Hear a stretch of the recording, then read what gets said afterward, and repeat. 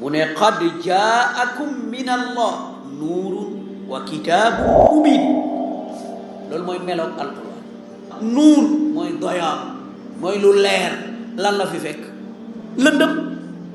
lëndëmuk lan? ashirk. leeruk lan? al iman. alquran moom lan la? leer.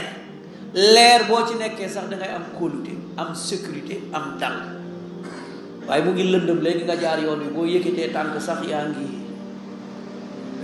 parce que xamoo ci lan ngay yoggi, nan ngay def. moo tax toujours doo jub, toujours doo jaar ci anam bi.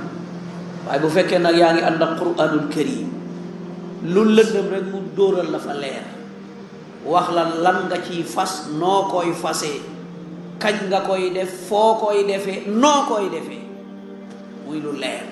kon benn melo bi ci quran mu ne nuurun, leer la.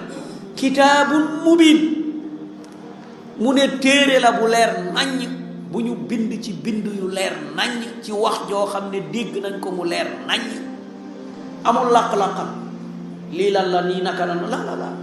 kitaabun mubin